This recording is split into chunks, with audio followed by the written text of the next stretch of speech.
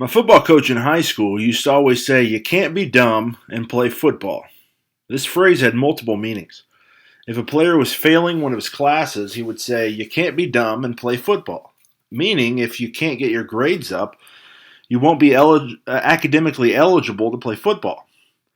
If a player did something to get in trouble, whether they had detention or were suspended from school, he would tell them, "You can't be dumb and play football," meaning that their behavior or their actions were dumb and it would cause them to be kicked off the team.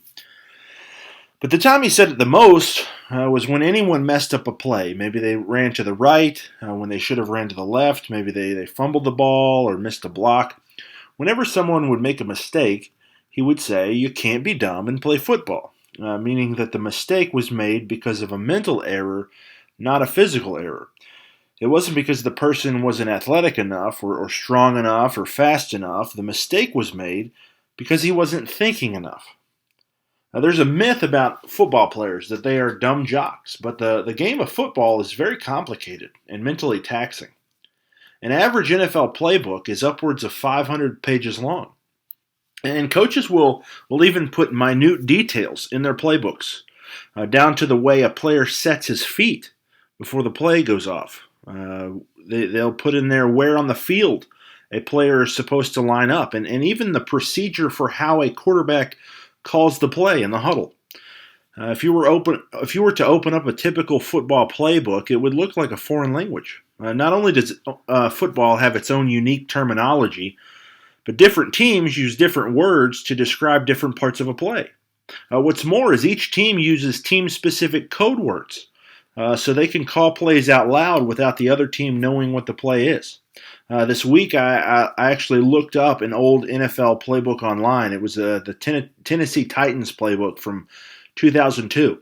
It had 8 entire pages that were just definitions for the words that they used. If that sounds a little confusing, well, it is. See if you can decipher this pass play.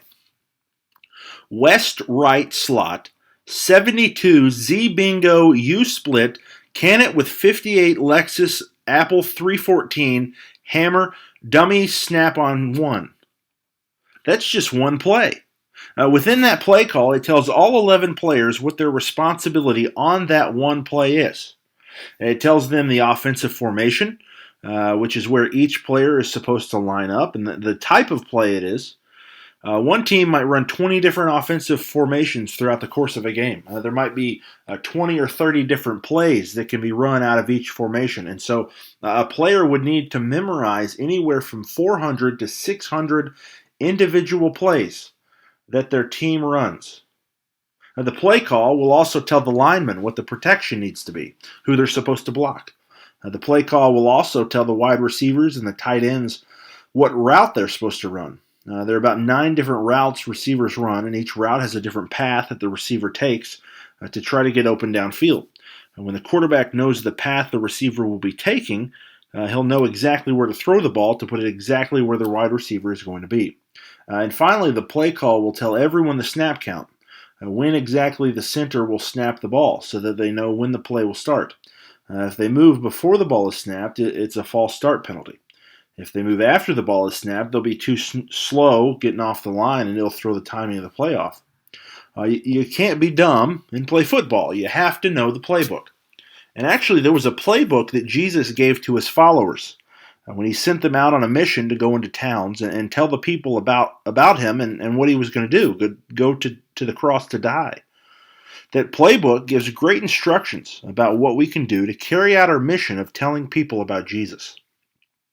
We're in a sermon series called Always Ready, and it's based on a verse at 1 Peter chapter 3, verse 15, which says, "Always be prepared to give an answer to everyone who asks you to give the reason for the hope that you have.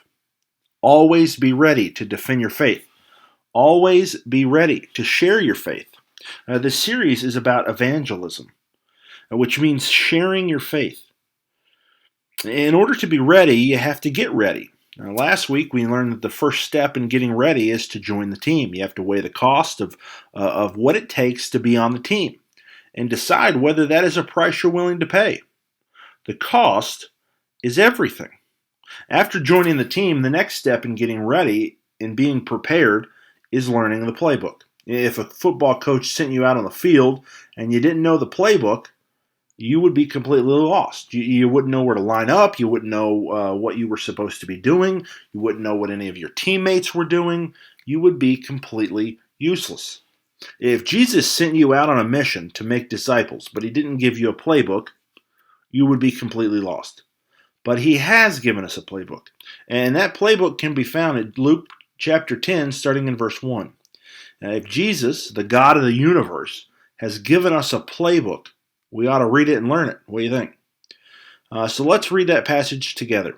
Luke chapter 10, starting in verse 1. After this, the Lord appointed 72 others, sent them 2 by 2 ahead of him, to every town and place where he was about to go. He told them, "The harvest is plentiful, but the workers are few. Ask the Lord of the harvest, therefore, to send out workers into his harvest field. Go, I am sending you out like lambs among wolves. Do not take a purse or bag or sandals, and do not greet anyone on the road. When you enter a house, first say, 'Peace to this house.' If a man of peace is there, your peace will rest on him. If not, it will return to you. Stay in that house, eating and drinking whatever they give you, for the worker deserves his wages. Do not move around from house to house. When you enter a town and are welcomed, eat what is set before you. Heal the sick who are there, and tell them the kingdom of God is near you. When you enter a town and are not welcomed, go into its streets and say, 'Even the dust of your town that sticks to our feet, we wipe off against you.' Yet be sure of this, the kingdom of God is near. I tell you, it will be more bearable on that day for Sodom than for that town." There's a lot to unpack in this playbook, not enough to unpack all in one day. So we'll also be looking at the same passage over the next 2 weeks and drawing some things out of it. But first, he told them to pray. We should always start with prayer. The mission that God has given us to make disciples is a mission that God himself does, but he does it through us. A lot of times we get so focused on the end goal. We forget to focus on our individual responsibilities. Like in a football game, the end goal is to win the game. The coaches develop a game plan to try to win the game. It's important for individual players to know the game plan, but that shouldn't be their primary focus because they each have individual responsibilities. The coach is the one trying to figure out how all 11 players can work together to move the ball down the field, but on an individual level, each player must carry out their own personal responsibility in order for the game plan to work out. If a lineman, for instance, is thinking about what the other 10 players out on the field are supposed to be doing and not focused on what he is supposed to be doing, the game plan will fail. I know I'm using a lot of sports metaphors, but the point is, God is the one that works in the hearts of people. And he has a plan for how every single person will come to put their faith in him. It's not for us to execute the entire game plan. It is our responsibility to do our part and to pray for the rest of the plan to come together. Jesus used a farming metaphor to describe how this game plan works. It's like in farming. You plow the field, then you plant the seed, you water it, it grows, and then you harvest it. There is a process that must happen for the plant to grow. Paul built on this metaphor in his first letter to the Corinthian church when they were bickering about divisions in their church. Some of them were claiming to follow the teaching of Paul, others the teaching of Apollos based on who converted them. And this is what Paul told them, 1 Corinthians chapter 3, verse 5 through 9. What, after all, is Apollos? And what is Paul? Only servants, through whom you came to believe, as the Lord has assigned to each his task. I planted the seed, Apollos watered it, but God made it grow. So neither he who plants nor he who waters is anything, but only God who makes things grow. The man who plants and the man who waters have one purpose, and each will be rewarded according to his own labor. For we are God's fellow workers. You are God's field, God's building. For a person to put their faith in Jesus, there may be 5, 6, 7, or who knows how many Christian influences that all contribute to the seeds of faith growing in a person's heart. You may be the one who plows, or the one who plants the seed, or the one who waters it, but God is in charge of the overall game plan. You just play one small part in his overall plan. A lot of times people have different barriers that keep them from putting their faith in Jesus. Maybe they had a bad experience in church when they were younger and hold resentment toward God for that. Maybe they have intellectual objections to God. Maybe they don't want to have to give up a certain part of their life in order to follow Christ. There can be all sorts of barriers for people. And your individual responsibility might be to just knock down one of those barriers. There could be 5, 10, 20 barriers, but your job is just to knock down one.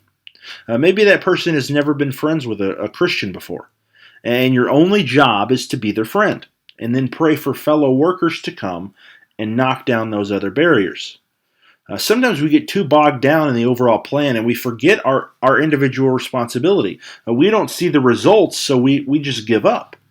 But if we aren't doing our part, the plan fails. Your job isn't to convert every single person, it's just to do your part and then pray for the rest. When Jesus said that the harvest is plentiful, the workers are few, he was saying there needs to be fellow workers to contribute to the overall growth of faith in a person's heart. Let us start by doing our part and praying for fellow workers to come and do their part as well.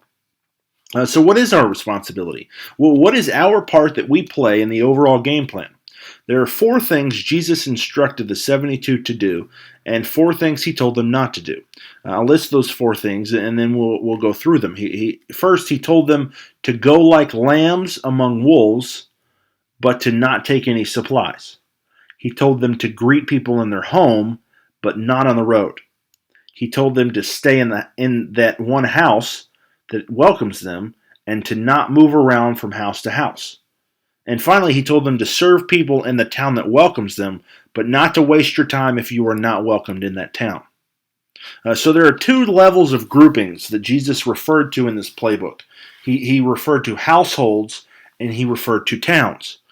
Individual families live in houses, and multiple families make up a town. To carry out Christ's mission, you have responsibilities to both individual families and to the town that the families live in. An average town back then was anywhere from 30 to 100 people. A household would be a man, his wife, their kids, and any servants or other family members that may live with them. When a boy grew up, he got married, and he would typically build his house for his new family next door to his parents' house.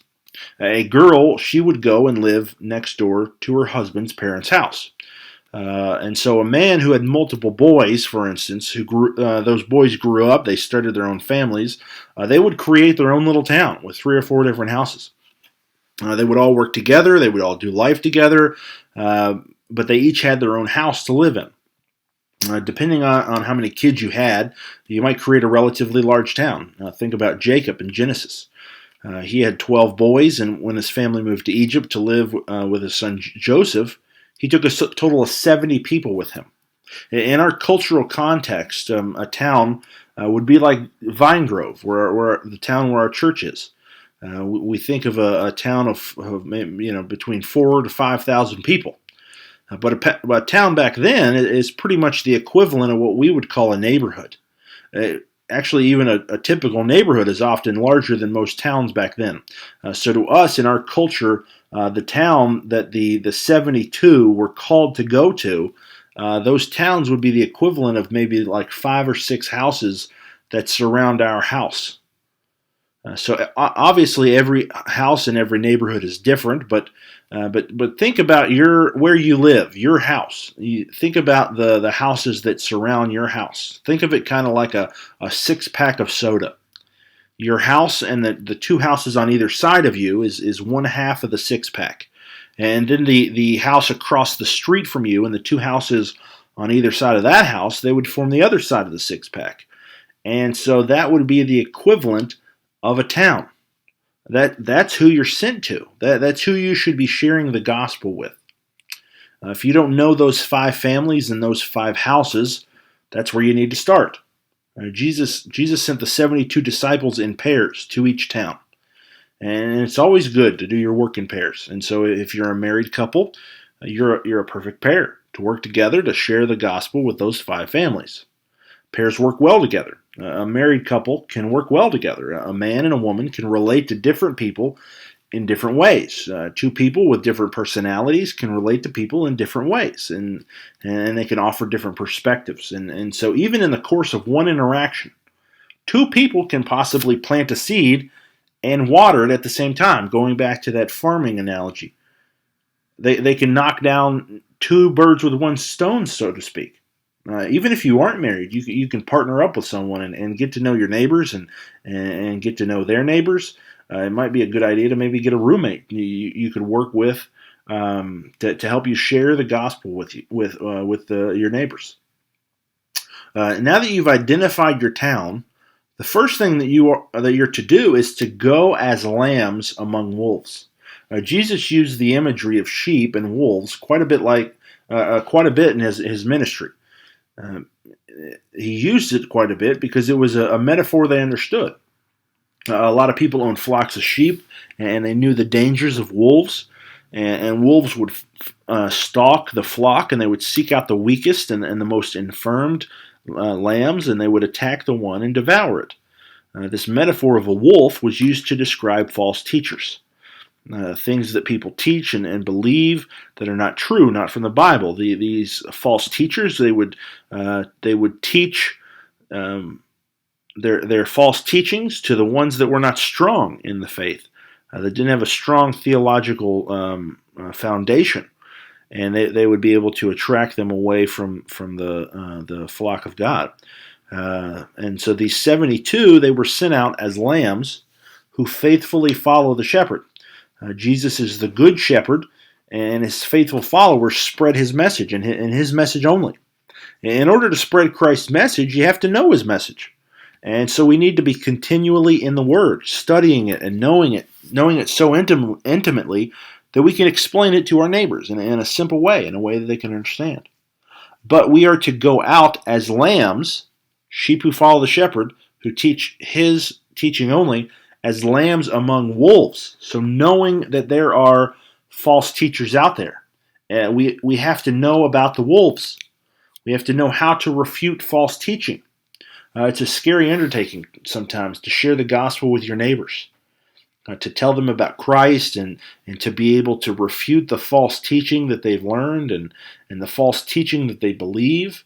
This is one of the biggest reasons why people say they don't evangelize. They don't feel well equipped to explain to someone what is true and what's false, what the Bible says and what the Bible doesn't say.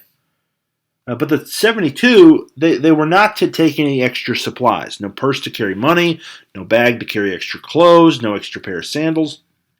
They were walking from town to town, and it would wear their sandals out quickly. But the 72 were instructed not to take anything, but instead they were to rely on God for their provision.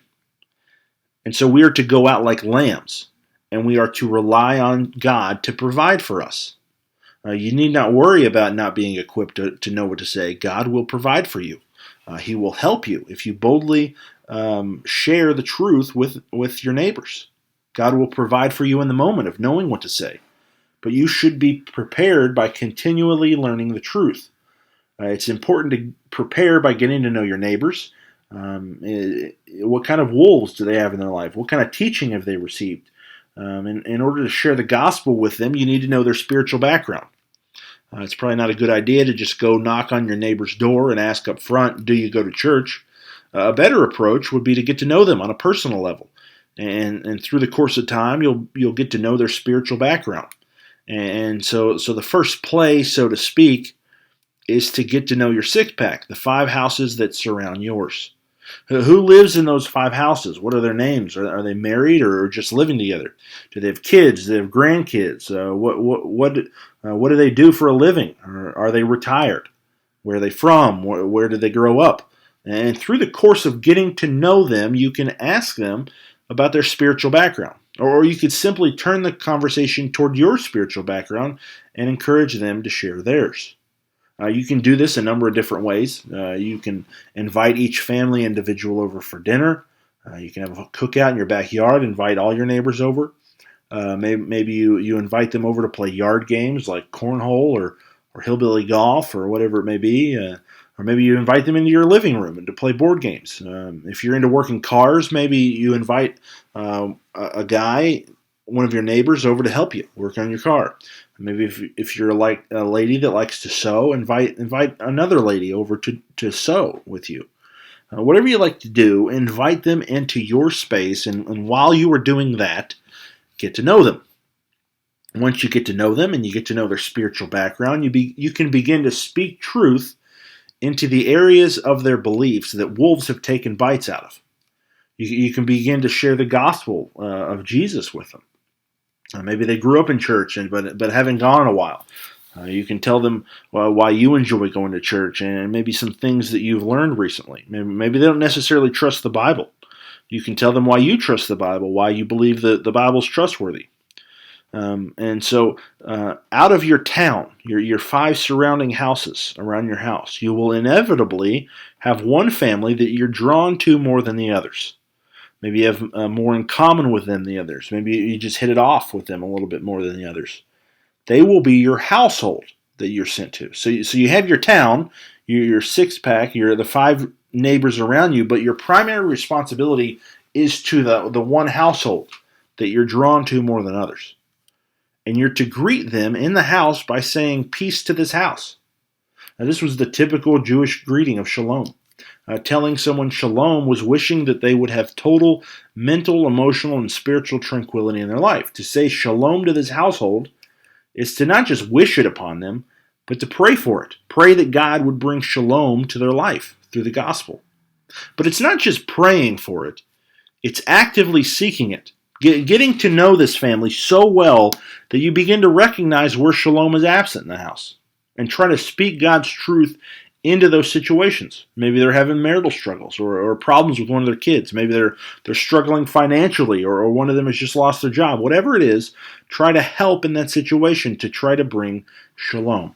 Jesus' instructions were to not greet people on the road. So he's saying don't seek shalom with all kinds of people. Instead, focus your attention on this one household. He said to stay in that house. Do not move around from house to house. There is a power in focused attention, doing one thing at a time.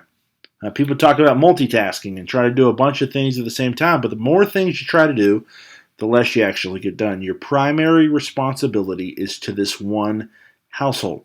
Maintain a relationship with your town, your 6-pack, but focus your attention on one household. Try to bring shalom to that household.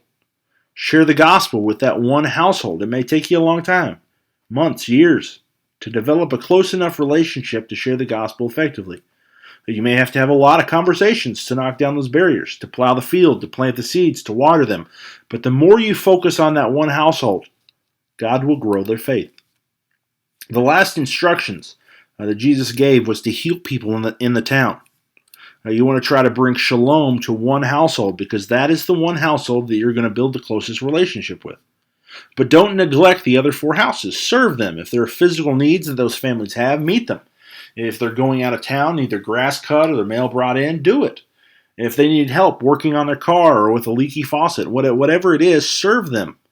Try to be the ones they go to when they need something. But the final instructions were to move on to the next town if you aren't welcomed. Don't be pushy, don't be obnoxious, don't smother them, lovingly serve them. But if they refuse you, go on to the next house, go on to the next 6-pack of houses down the street. I think I know where most of the people in our church live, but if you're out there, you just happen to come across our sermon, wherever you live, and whether it's in a place where you're a mile away from someone or they're right next to your house, whether you live in a neighborhood or on a busy street or whatever your context is, whether you're in maybe an urban area or a rural area, no matter where it is, you can at least kind of get an idea of who your town is, who those 5 closest houses are, the 5 closest neighbors. Maybe you live in a condo or an apartment complex. Your 5 closest neighbors is your town. God has placed you exactly where you are because He has sent you to that town, to those specific households. And that's the playbook.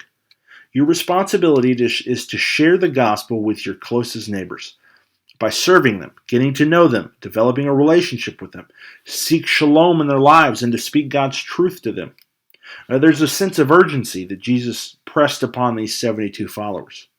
He said, don't greet anyone along the road. Don't go from house to house. Don't waste your time on people who do not receive you. Be laser focused on your responsibility within the game plan because the shot clock's running out.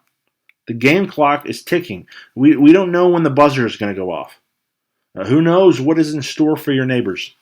They could die and go to hell. And you might never even have known their names. And next week, we're going to talk a little more specifically about how to determine who's open to hearing the gospel and who to spend your time on.